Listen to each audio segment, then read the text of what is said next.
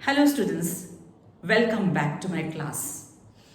I hope you watched my last video and I hope you liked it.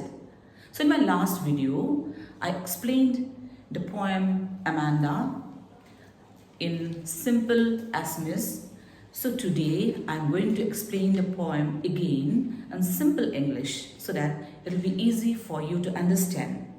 So Amanda is a poem composed by the Australian poetess Robin Klein. So here it goes. I'll explain each stanza one by one. Don't bite your nails, Amanda. Don't hunch your shoulders, Amanda. Stop that slouching and sit up straight, Amanda. So in this stanza, the first stanza, the poet says that Amanda is instructed by her parents, maybe her mother, not to bite her nails because biting nails is a very bad habit. And she also says, Amanda, not to sit lazily with her shoulders bent. She is instructed to stop slouching, that is, not to sit lazily but to sit straight. Here the poet focuses on the aspects related to the upbringing of a child. The exclamated mark that is used after Amanda shows the irritation of the parent. So now let's go to the next stanza. There is a languid emerald sea where the sole inhabitant is me, a mermaid drifting blissfully. It is quite interesting that this stanza is given in brackets. You'll find the stanza given in brackets, or you can say in parentheses. So it is used to provide more meaning to the phrase. Here, the poet uses the brackets to present the imagination of the little girl, the free flow of pure thoughts of a little girl. Amanda uses her imagination as she wants to escape from the day-to-day commands of her parents. She feels suffocated in the real world and thus finds peace in her own created world of imagination where there are no obstructions. She imagines herself to be a joyful mermaid sailing softly in the green sea, the emerald sea. Emerald means green, okay? So it is the green sea. For a child, a mermaid is a symbol of freedom and wonder. Mermaids, is said, does not wish to be disturbed. They wishes to remain alone always. So does Amanda, and this is why she wishes to be a mermaid. So now let's go to the next stanza again, which is again said by her parents, maybe her mother. Did you finish your homework, Amanda? Did you tidy your room, Amanda? I thought I told you to clean your shoes, Amanda. So in this stanza, the poet says that Amanda is being asked whether she has finished her homework, whether she has tidied her room, whether she has cleaned her shoes. Here it mainly shows that Amanda is being coached or taught by her parents to be disciplined for every little thing. So now again let us go to the next stanza, which is again in brackets, that shows that these lines are from Amanda thinking in her own world. I am an orphan roaming the street. I pattern soft dust with my hushed bare feet. The silence is golden. The freedom is sweet. Here in this stanza, the poet says that Amanda is again lost into her own world. After getting a fresh list of instructions from her parents, she wishes to be away from the daily routine of life. Amanda hopes to be an orphan. This is really sad. So Amanda hopes to be an orphan, suggesting how much depressed she is because of her parents. Amanda imagines herself as an orphan, roaming on the streets, moving aimlessly without any purpose. She seems happy as she draws patterns in the dust with her bare feet. This line is important as it brings order to the carefree world of hers. She dislikes the shouting and yelling of her parents, which she finds difficult to bear. She desires for calmness. Hence, she says the silence of her world is golden, and the freedom as an orphan to roam about is very sweet. Let's go to the next stanza. Don't eat that chocolate, Amanda. Remember your acne, Amanda? Will you please look at me when I'm speaking to you, Amanda? Amanda is stopped by her parents from eating a chocolate as it had caused her acne, that is, pimple on her face previously. Here we see how a child is made conscious of a natural experience as acne, in the form of acne. However, Amanda is lost in her own thoughts and doesn't care to look up to her parents' scolding, or doesn't listen to her parents that they are saying something to her. This further makes the parents angry and they ask her to pay attention. So here we again go to the next stanza, where we find again Amanda in her own world of imagination, her own created world of imagination. I am Rapunzel. I have not a care. Life in a tower is tranquil and rare.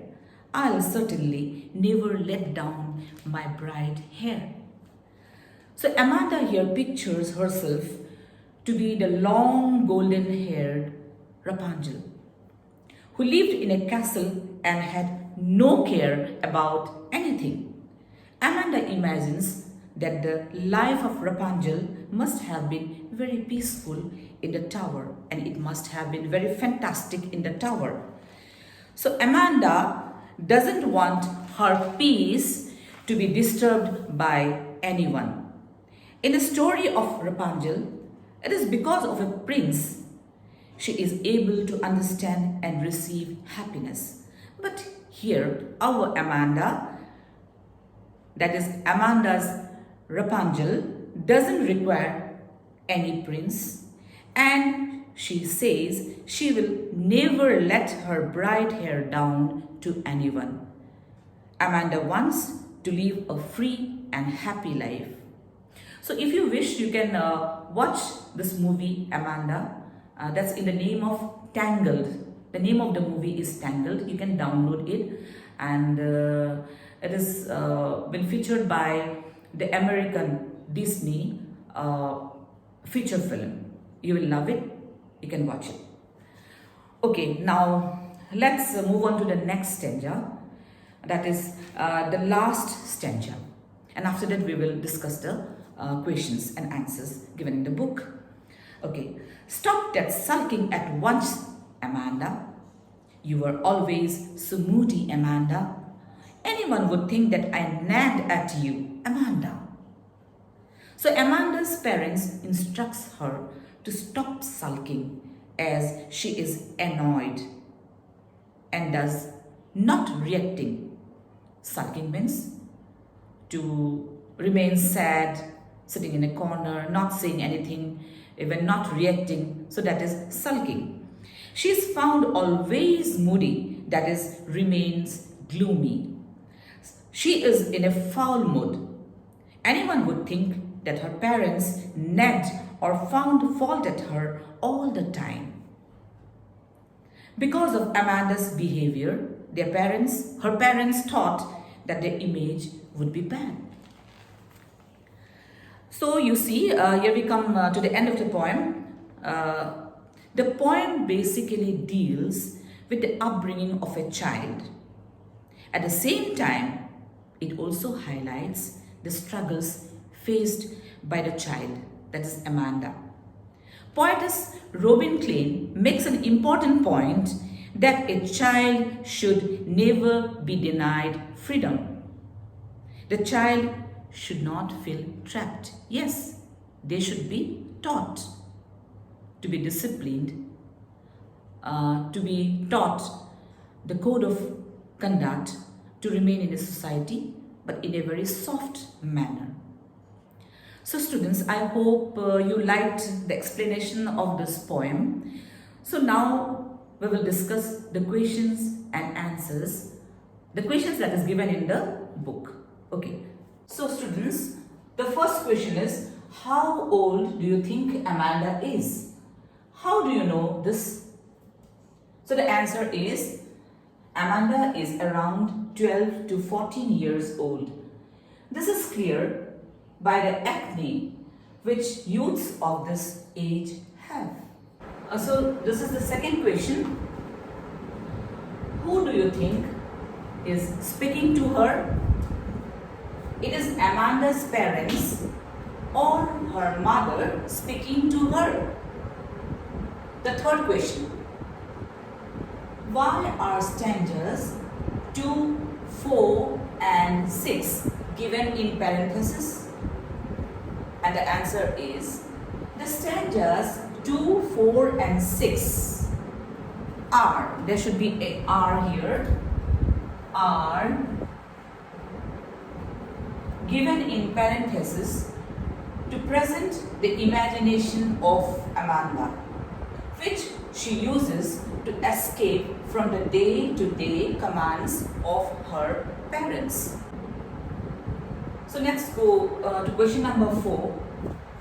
Who is the speaker in the stanzas 2, 4 and 6? Do you think the speaker is listening to the speaker in stanzas 1, 3, 5 and 7? Well, the answer is, the speaker in stanzas 2, 4 and 6 is Amanda. No, Amanda is not paying any attention to the speaker in the stanzas 1, 3, 5 and 7. She is lost in her own thoughts, imagining herself to be a mermaid, an orphan and Rapunzel. So students, I haven't written the questions here. It's question number 5 and 6 I haven't written. Just you take the questions from the book. I've just given the answers. So question number 5. What could Amanda do if she were a mermaid? And the answer is, if Amanda were a mermaid, she would drift blissfully in the languid emerald sea. She would be free to enjoy her freedom. Now question number 6. Is Amanda an orphan? Why does she say so? Well, the answer is no. Amanda is not an orphan. She said so as she is sad and depressed because of the continuous scolding and nagging by her parents. So she thinks that it would have been much better and peaceful if she had been an orphan. So we have question number 8. What does the girl yearn for? What does this poem tell you about Amanda? Amanda yearns for a life full of freedom and peace. The poem tells us that Amanda yearns for peace and solitude. She wants to stay all on her own as she dreams to be a mermaid, an orphan, and in another case as Rapunzel. Let's move on to the next question, question number 9. Read the last stanza. Do you think Amanda is sulking and is moody? Amanda is not moody. She feels sad because of her mother's continuous nagging. She feels that she is not free and under constant pressure to behave well. So we have discussed all the questions except question number 7. And question number 7 is, do you know the story of Rapunzel? Why does she want to be Rapunzel? So this question is for you as homework. As I have told you, you can watch the movie Tangled. You can download it from YouTube or from any other website. So, and then you watch the movie and then only you can answer this question. And if not, just text me. Surely I'll answer the question. So thank you so much for hearing the explanation. Watch the video and do study. Again, I would like to make you remember that stay safe, wash your hands regularly, stay away from outsiders. Okay, stay safe. We'll meet you again. Bye-bye.